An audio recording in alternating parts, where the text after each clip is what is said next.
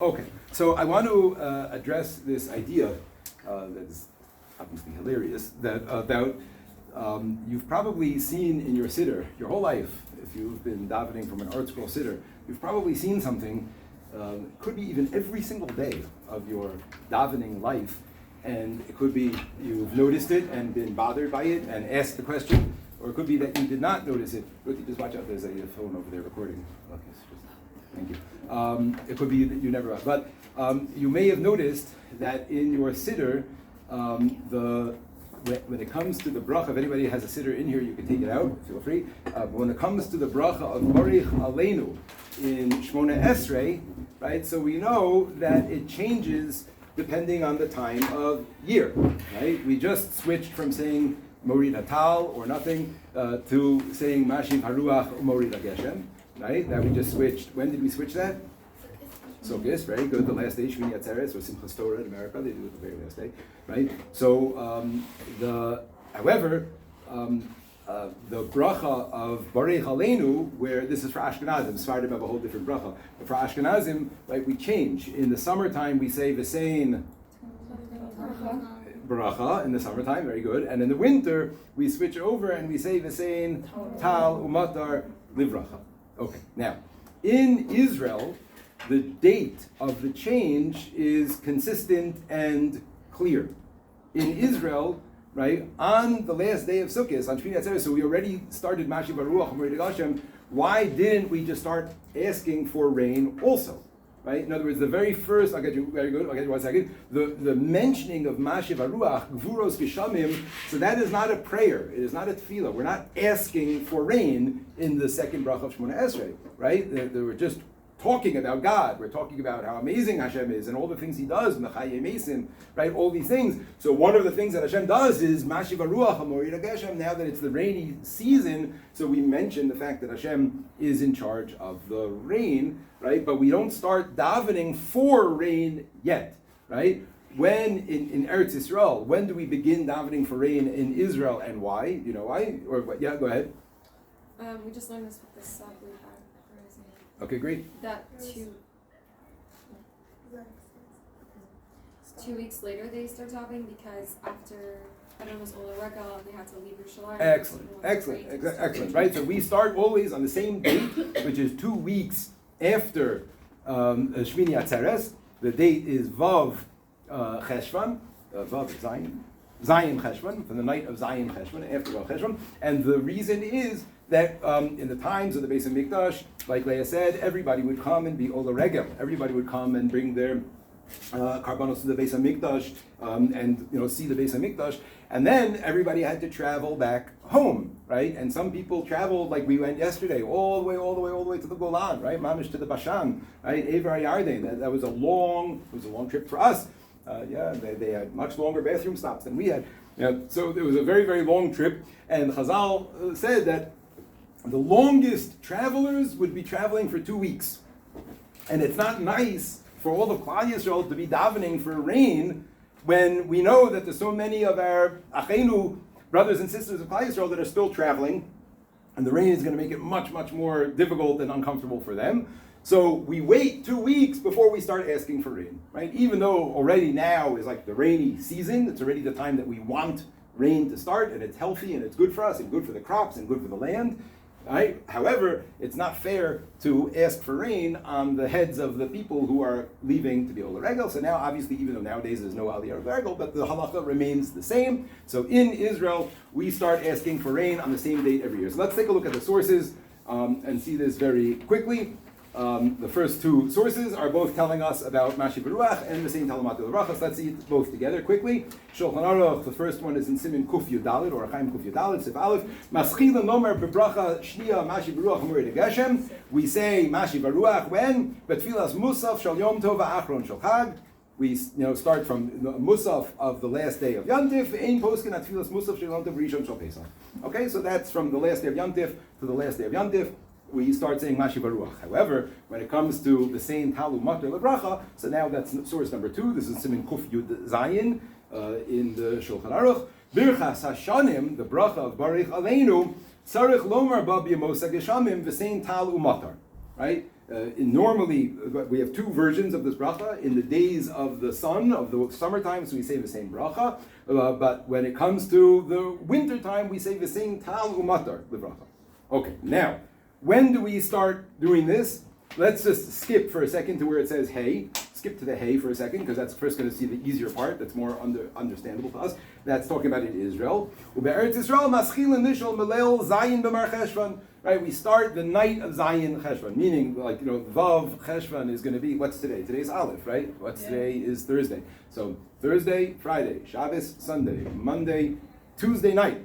Right? Tuesday night is going to be Zayin Cheshvan already. I'll put up a sign and stuff like that on the screens, right? But even though you're all Americans, because you're here in Israel, so you all start together with Eretz Yisrael davening for rain on Tuesday night at Ma'ariv, or if you daven Shachris at Wednesday morning Shachris, a week from yesterday. Okay, that's the halacha of what we do here. We're not going to see this now, but if you look in the Mishnah Berurah in Sifkat and Hay, he talks about all the funny cases of what happens if you travel. This used to happen to me almost every year. I used to travel for the seminary before Rabbi Fix. I used to start traveling a week after Sukkot. Right away I would start traveling.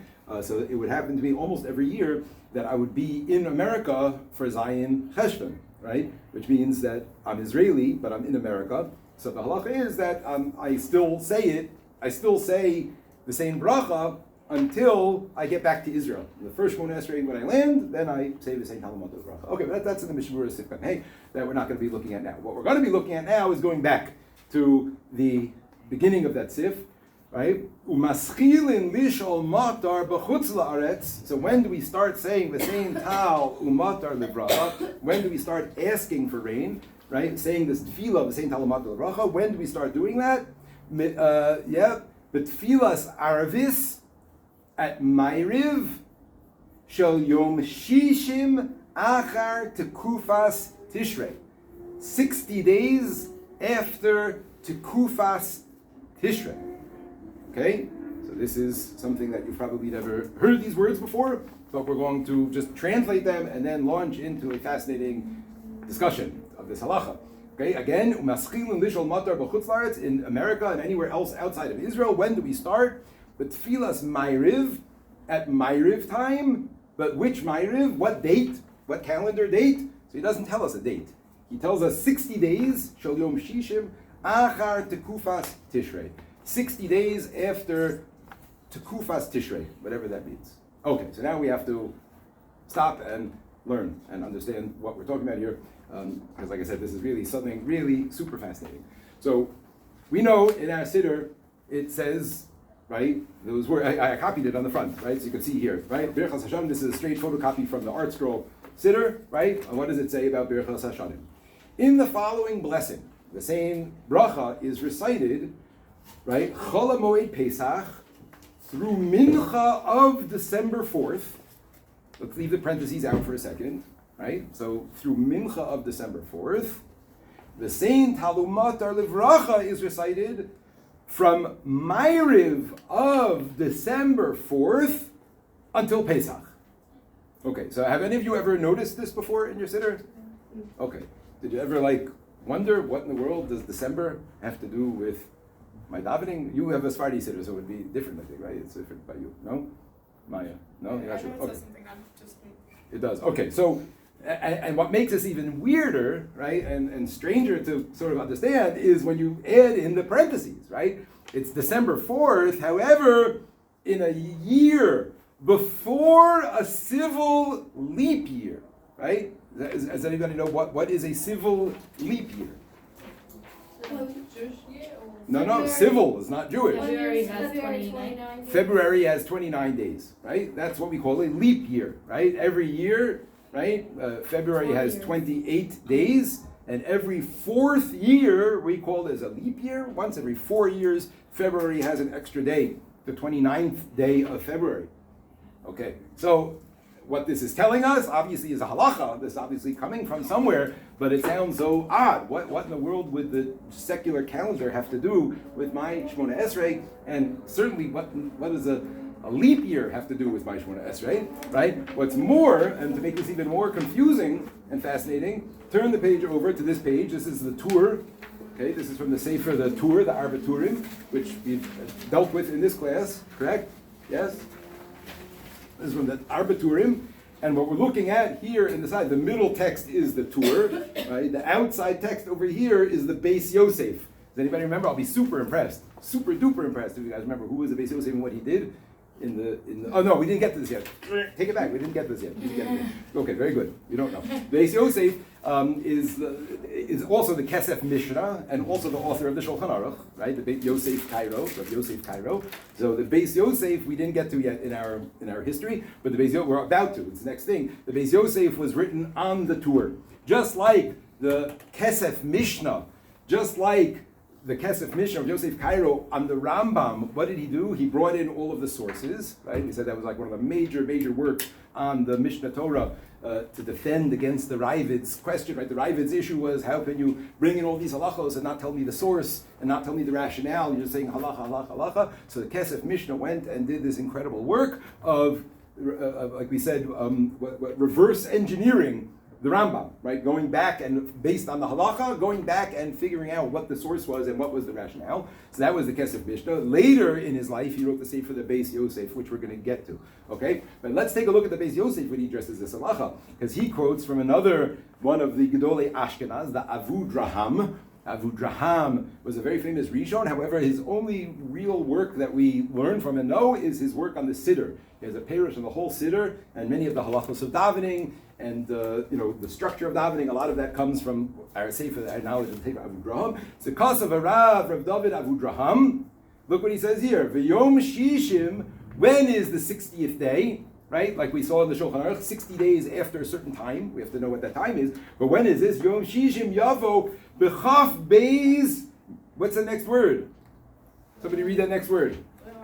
Right here where there's an arrow in the Base Yosef, there's Kuf Yud Zayin in the Base Yosef, there's an arrow. Kasav Harav Rav Avudraham. November? Very good, yeah. V'yom Shishim, excellent. V'yom Shishim Yavo B'chaf Beis November. Im haya also February michaf ches yom. If that year's February was only 28 days. Aval im haya February michaf tes yom. If that year's February, right, is meaning the coming year, right? November comes before February, right? So now I'm in November. If the coming year February has 9 days, im haya me February michaf tes yom tiyeh hashe'ela bechaf Gimel November, right? Then it comes out on the 23rd of November. Kitkuvas Tishrei L'olam, Shivas Yamim Kodim October. Yeah. So because Tkuvas Tishrei always comes out 7 days before October. That's what he says. Okay, so this I remember when I saw this first time, I was like, wow, that's like really cool. But this makes it much more confusing. Because not only are we talking about English dates and the English leap year and basing things on the English calendar and when the secular calendar is going to have a leap year, right? However, the art scroll seems to be wrong, right? Our art scroll tells us explicitly we're talking about December 4th or 5th, right? And here we have from the Rishonim, right, using words that we recognize, telling us it's really November 22nd or November 23rd, right, and not, December. Okay, so this is what we are going to unravel for us right now. We're going to try to understand, first of all, what do these halachas have to do with the secular calendar, and why do we do what we do if it seems to be wrong based on what we see over here. Yes? Can we define Tekuvas Tishrei? Yeah, we didn't get there yet, of course. Yeah. That's a major point. That's not the day that we switch over? No. 60 days after Tekuvas Tishrei, but we don't know what that is yet. We're going to get to it in a minute. Yes? So if the coming year has a February of 28 days, then we start November 22nd and 23rd? Well, not one or the other. In other words, if the coming February is 28 days, then the Avudraham says we start on the 22nd. If the coming February is 29 days, then we start on the 23rd. Okay. And then, so when do we start in December 4th? Well, that's part of the question. That's what we're getting to over here. That it seems to be that the art scroll says different from the Avudraham. I'm going to pause this for 1 second. I'm going to bring in. That's all. Okay. So now, what we need to address in the time that we have left, is what is this talking about, and what is Tekufas Tishrei, and how do we make these calculations? Okay. So everybody, please take a look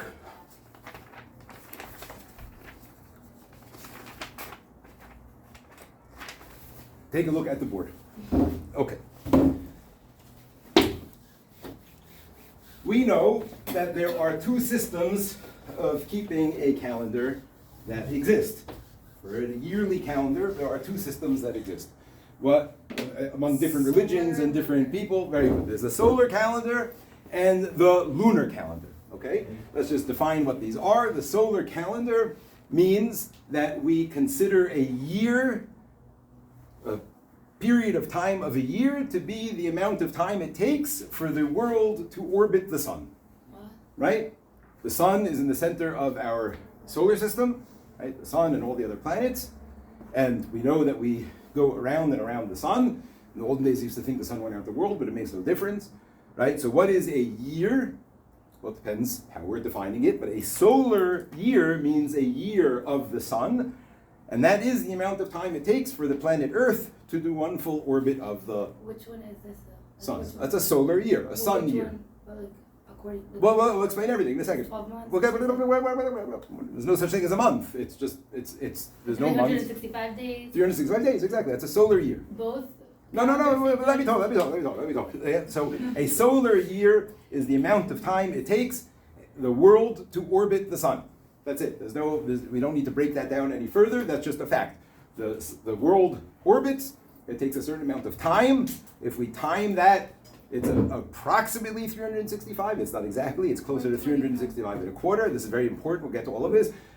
That's how long it takes for the world to go around the sun, and that we call a year. We know that there is another version of a year. What's another version of a year that we talk about? The lunar calendar, right? What's a lunar year? The amount of time it takes for the Earth to rotate. No. For the moon to rotate the sun. Don't tell me technically, just tell me in simple words. What's a lunar year? The moon. 12 months, right? 12 cycles of the moon, right? 12 lunar cycles. What is a lunar cycle? That's the time it takes for the moon to orbit the Earth. Okay, so we orbit the sun 365 and a quarter days. The moon orbits the Earth, and it takes about 28 and a half days. Okay? A month. That's a month, 28 and a half days. And 12 of those is what we call a lunar year. Why did they pick 12? We'll get to everything. One second. Okay, 12 of those is what we call a lunar, it's the closest, but 1 second, is what we call a lunar year. Now, Judaism is the only religion that I'm aware of, I'm saying certainly of the major religions, that has a unique calendar. Okay, Christianity and all of the Western religions and Western culture, they only work with a solar calendar, right? The Christian year is 365 days. December 25th is always Kratzmich. January 1st is always New Year's, right? Certain holidays are based on the days of the week close to a certain date, right? But the secular year is a lunar year. Islam, on the other hand, doesn't use the sun at all. The Islamic calendar is only based on the moon. And an Islamic year is 12 cycles of the moon. 12 times of Rosh Chodesh, 12 times of the moon circling around the earth. Now, there is a difference in the number of days between these two cycles. Does anybody know what the difference is exactly between these two? Different amounts of time. Well, right, I'm saying a solar year is 365 days, right? Shorter, no? A lunar year, 12 months, is 354. Okay, 354. A lunar is 300. A lunar year is 354. Okay, 354 days is 12 months of alternating between 28 and 29 days. Okay? Now, Islam, right, works based only on a lunar calendar, and that means that their, Yomim Tovim, or whatever you want to call it, their special days change every year. Right? Let's just understand what we're talking about. Let's just talk about our Rosh Hashanah. Right? Let's talk about our Rosh Hashanah. So our Rosh Hashanah, let's say, this year took place on September 6th. Okay? Well, the 7th. I'm sorry, 7th. right? So, Rosh Hashanah this year took place on September 7th. Okay, now it happens to be this year is a Jewish leap year, right, where we add a whole month, but let's put that on the side for now, right? In a regular year, right, 12 months from right now, right, 12 months from that Rosh Hashanah, let's say is going to be Rosh Hashanah again, right? I'm sorry? Let's say if we were Muslim, right, Khalila, right, I was saying we were working with the Muslim calendar, right, so Rosh Hashanah next year, right, would be not 365 days after Rosh Hashanah, but 354, right? Now, what's the difference between 365 and 354? 11, right? So that means that Rosh Hashanah, or whatever the day is, moves by 11 days earlier each year, right? That means this year, if Rosh Hashanah came out on September 6th, next year it's going to be August, let's say 25th, right? And if that year is August 25th, the year after that is going to be August 13th.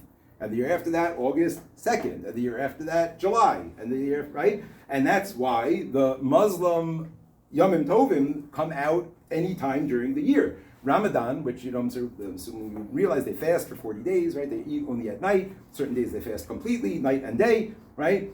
So Ramadan can come out in the middle of the winter, which is super easy, right? Because the days are really, really short, and it's not hot, and they can eat all night, and they can eat before sunrise, so it's really, right, very short. Or Ramadan can come out smack in the middle of August, where it's 110 degrees outside, and the days are long, and, right? So the Muslim calendar changes. Every one of their chagim can come out in every one of the seasons of the year because they work only with a lunar calendar. So every year their holidays are 11 days earlier than the cycle of the sun. Clear? Okay, now, Jews are the only people that have a hybrid system, right? It's a combined system. On the one hand, what's the more important system that we work with?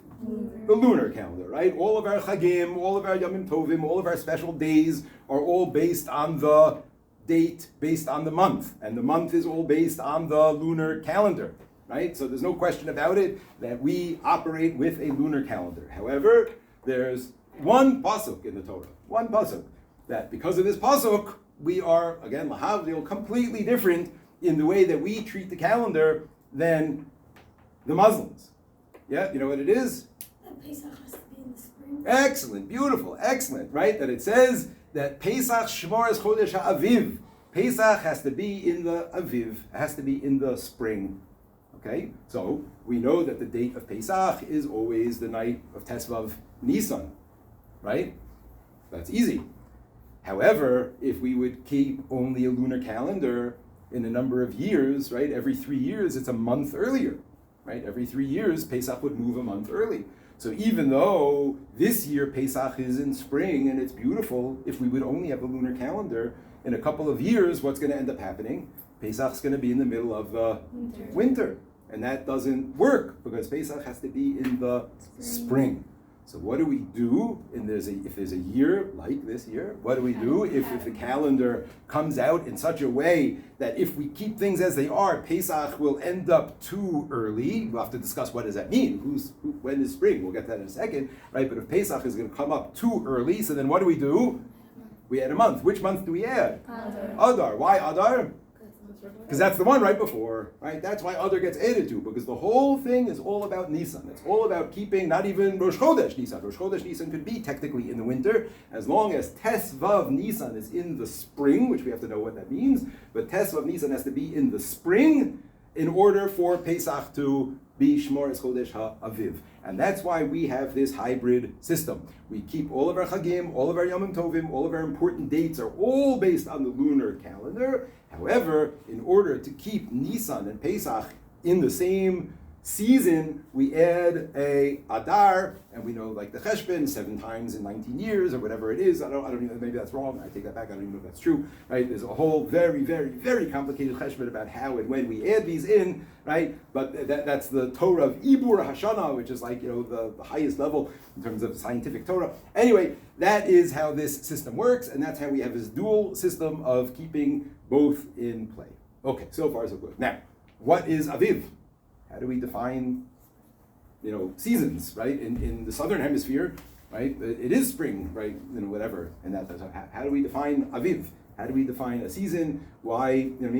what determines the date that Tesvav Nisan falls on that is going to choose whether we add another month or not. Everybody hear what I'm saying? Okay, now in order to understand this, we have to first appreciate something. That the secular calendar, the solar calendar, is the same every year for the seasons, right? Like the seasons are affected not by the moon, right? The seasons are all only affected by the sun and the Earth's relationship angle of tilt, right, to the sun. That's what determines the changes of the seasons. So what you maybe didn't realize until right now is that there actually is a Jewish solar calendar. There is a whole system of a Jewish working of the solar year. It does not show up in any halacha except for this. Except for Nisan needing to be in the spring, for Pesach needing to be in the spring, and the determining of when we say V'sein Talumata Levracha. And that's what I'm going to explain to you right now. Okay? So what is it? What is a season? What is the concept of a season in halacha? How do we have seasons in halacha? Okay, so it's really a straightforward idea. Yes? Okay, 2 questions. Did the secular solar calendar exist when, Judaism was created? Because I know the calendar, it was... Well, I mean, there have been different versions. That's part of what we're going to talk about. There have been different versions of the secular calendar. What we use today... But a form of it existed? Yeah, for sure. Certainly, not when Judaism existed. In other words, Judaism goes back to Har Sinai and stuff like that. But the concept of a solar year and keeping track of the solar year has existed for as long as we know of civilization. Like some of the earliest civilization archaeological discoveries are gigantic stone structures, tracking the sun over the course of a year. You know what I'm saying? So yeah. for sure, solar. The idea Has for sure been around, for a very long time. So why, it seems to make so much more sense to follow the solar calendar. Why did it?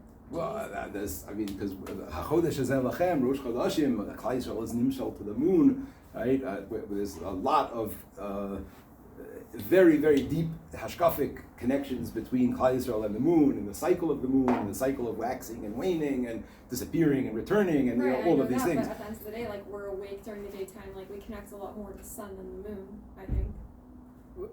It's not a matter of connection. It's a matter of both. That both are there. Like the Torah says, they are both there in Parshas Bereishis. The Zmanim, Umadim, Usimanim. You know what I mean? They're both there in order to track time. They track time in different ways. The months track time for the daily calendar and the cycle of life of what we need to do, and all of those things are recorded based on the dates of the moon. The solar year, there are no dates, as we'll see in a second. There's no solar dates. There's time periods that we look at as far as the solar year is concerned, but we don't use the solar year for dates at all.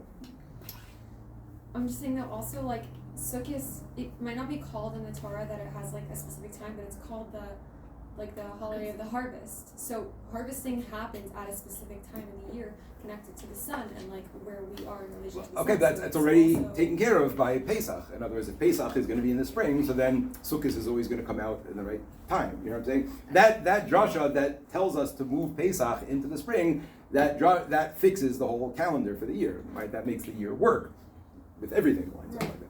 Okay, so I want to explain this. Let me go ahead, please. I have a few more minutes, and I want to try to finish this if we can. Okay, now, from a Torah perspective,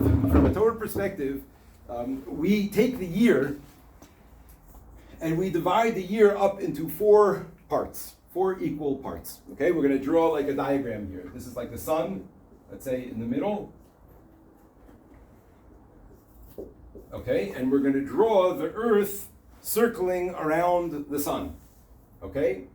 So let's say the earth starts here, and it's going to travel in this direction to here, to here, to here, and to here. Okay? The earth travels around the sun, and we all know, right, that we can observe the change in the relationship between the sun and the earth, right? The reason that the seasons change, it's not because we're getting closer or farther from the sun.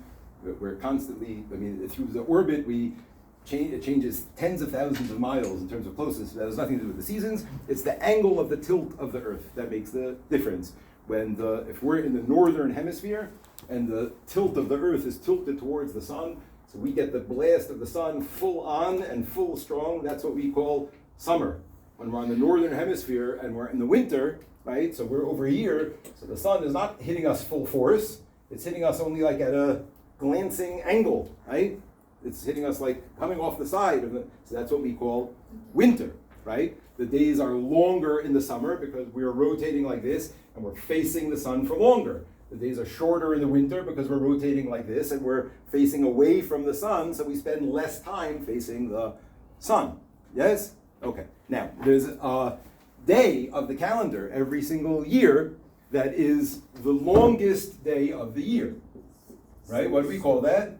The summer solstice. Very good. Summer solstice. Okay, and then we have over here is the opposite. That's going to be called the winter solstice. Okay, so these are two astronomical events that take place. Right? These are things that, like, it happens on the same date every year consistently. Right? The same English date because the English calendar is based on the sun. So whatever it is, September 20 something. Does anyone know offhand? Whatever it is, we'll see in a second. Yeah. So the longest day and the shortest day are always the same. Likewise, there's going to be 2 days of the year where what?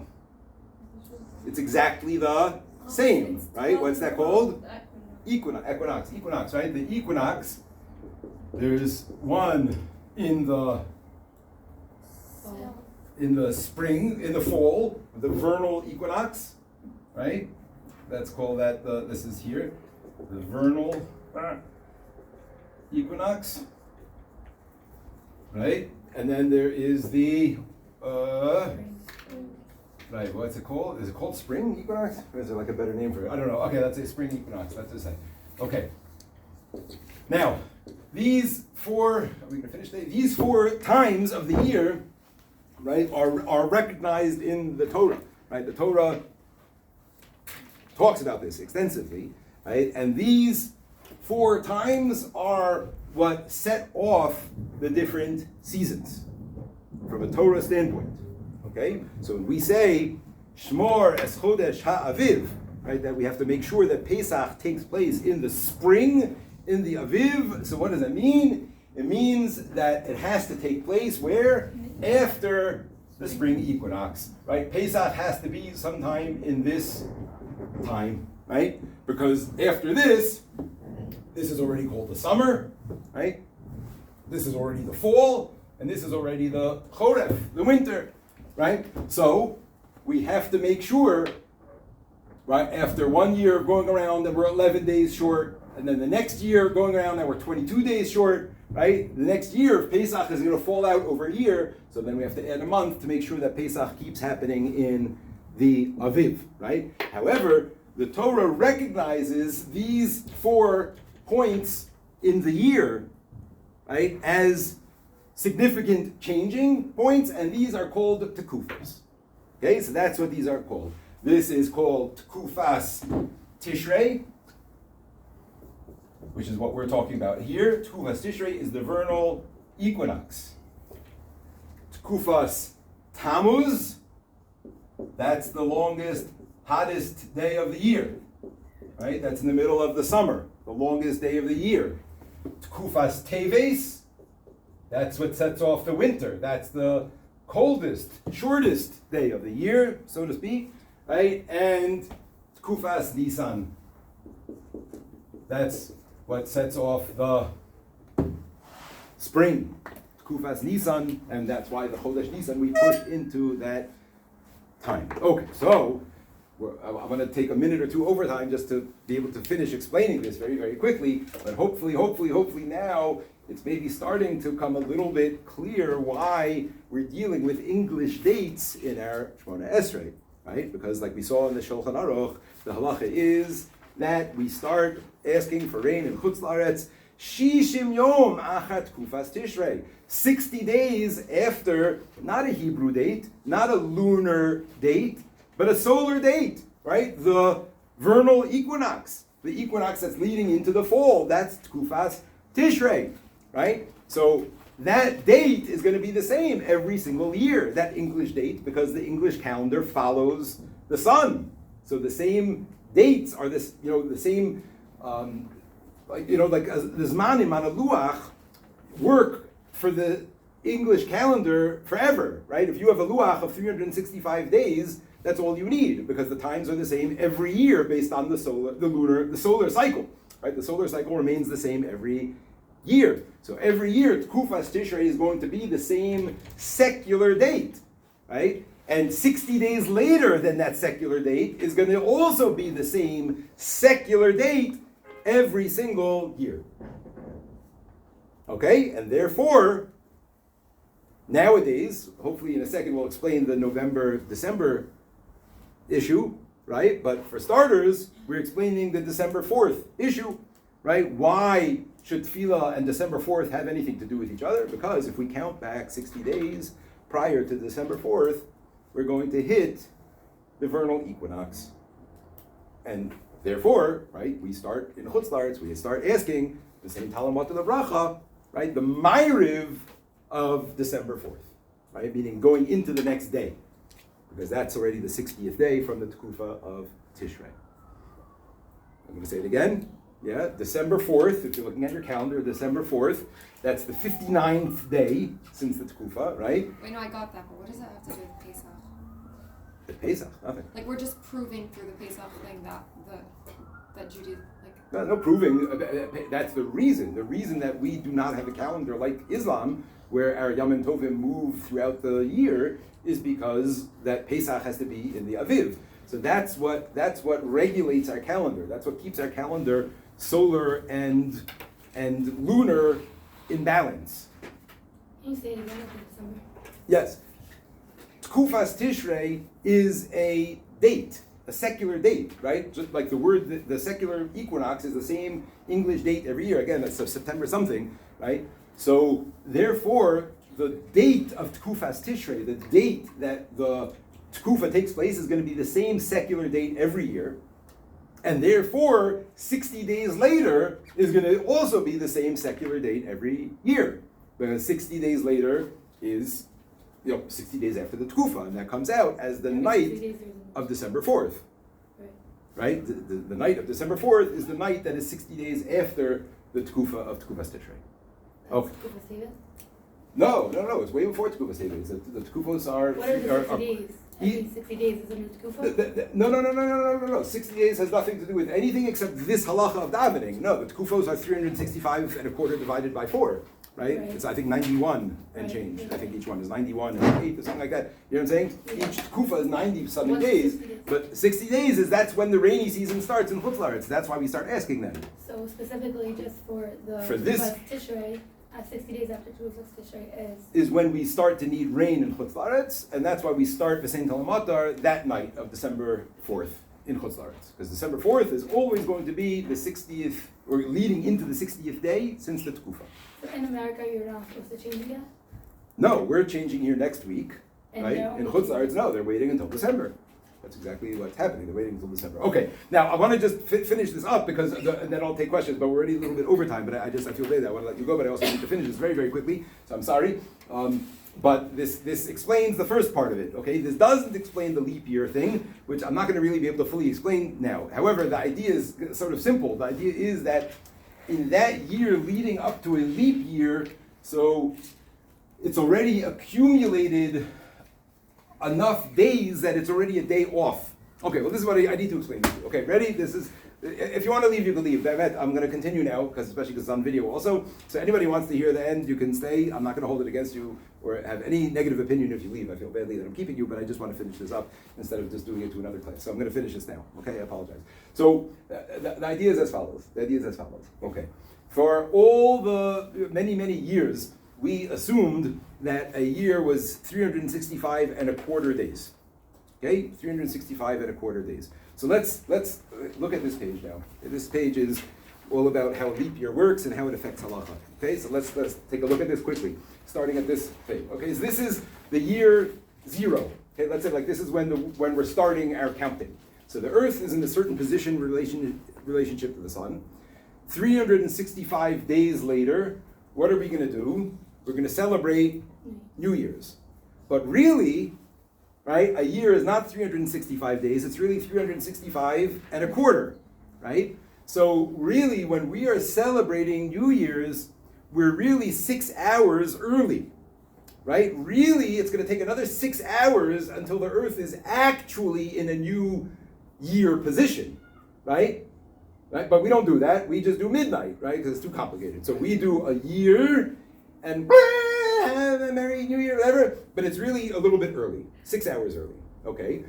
Year 2, right? Happy New Year, apple falling, right? But now we're 12 hours early, right? Year 3, right? Now we're already 18 hours early. So year 4, we're already a day off. So what do we do every 4th year? Add a day, okay, right? And that's what regulates the calendar.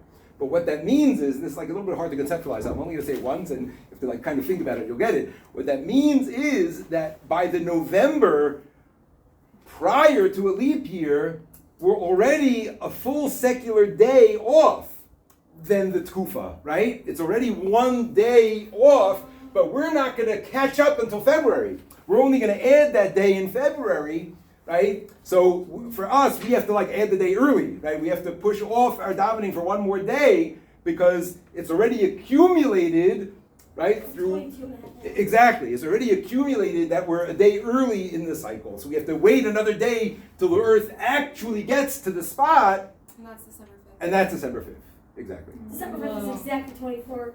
Well, it's 1 day later. No, it's within the next day. It's that 1 day later. You know what I'm saying? It's 1 day later. Okay, but we're not done yet. But last point, and this is going to explain the November thing, and this is even like wilder. Okay, now, but so far this is explaining. So far you probably should have this now. Why December 4th and why December 5th the year before you leap year? Because right, if they added their leap year earlier, so then it would stay December 4th, right? But because they only added in February, so we have to add it earlier for us, right? So we have the to. 3rd year, you say. Yes, right, the year leading up to a secular leap year. Okay, however, what makes this super duper complicated is the fact that it's not really 365 and a quarter days. It's less than that.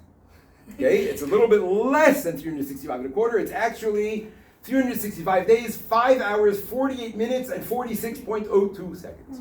So what that means is, listen quickly now, what that means is that from the very first time that they added a full day, they were actually adding a little bit too much.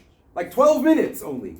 So we're really back in time. 1 second. They were really adding only, you could read all of this. It explains it mamash very carefully. It goes from here to here to here to here to here to here. It's very, very clear, but I don't have time to explain the whole thing now. But by adding that extra day for all of those hundreds and hundreds of years, they were really adding too much. And Pope Gregory, who writes it over here, the previous calendar was done by Julius Caesar, called the Julian calendar. But Pope Gregory figured out that there was a big, big problem over here. And what's the problem is that, the equinox and these things we know. And they saw that it's not right. The day that we assume, I'm not talking about Jews, but Christians, the day we assume the equinox to be is not half and half. And they realized that they were 11 days off. Okay, from all of these hundreds of years of adding one every 4 years, so they pushed the calendar ahead 11 days. So in a particular year, whatever it is, 1582, right, they dropped 11 days from the calendar. Whoa. Right? They just changed it. 1 year it went from October 1st to October 12th. Do they have to do it again? Well, no, but that change happened after the Avudraham. You know what I'm saying? So the Avudraham, in his days, right, they were still 11 days off. So 11 days earlier than December 4th is November 22nd, right? So in the times of the Avudraham, right, isn't that cool? In the Avudraham's times, they were still, it was before they added those 11 days, before they subtracted those 11 days. So in his days, they were davening November 22nd or 23rd. However, whatever year that was, 1582, they said, okay, today is not November 2nd, today is December 5th, right? That's the 11-day chunk.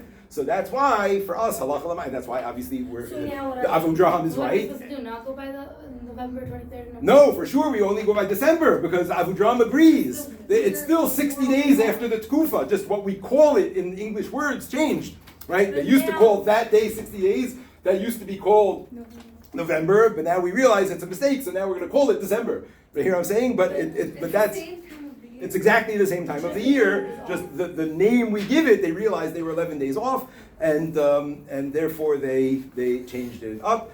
And okay, there's more to this. Now are we all also? Okay, the final issue with this, right? I can't get all past this, but the final issue with this is that in the Torah, though, we simplify it. We treat a year as if it is 365 and a quarter days. In other words, our tekufa in halacha is not any longer the equinox. It is not. What do you mean? Just those words. In other words, the actual equinox is on the secular date is always correct, right? But the halachic date of the equinox is not the same as the secular date. It's within a few days because these little bits of a day have added up. To make it exact. Exact, but Chazal say it was not meant to be exact. Chazal say that they instituted a cheshbon that everybody would be able to do, right? Even though it's not exact. You know what I'm saying? So even though today we know is it not that exact because of the model? No. It's just not exact because it would be too complicated for everybody to have to keep track. It's like very, very. You can see again. It explains all these things down here. The Rambam himself, in the Rambam Hilchos Kiddush HaChodesh, the Rambam himself gives a cheshbon that is. He says an actual year is 365, 48, and 49 seconds. He's mamish off by 3 seconds from NASA. You know what I'm saying? It's amazing, right? From the calculations that it's not like I don't think it's Ruach HaKodesh. I think it's.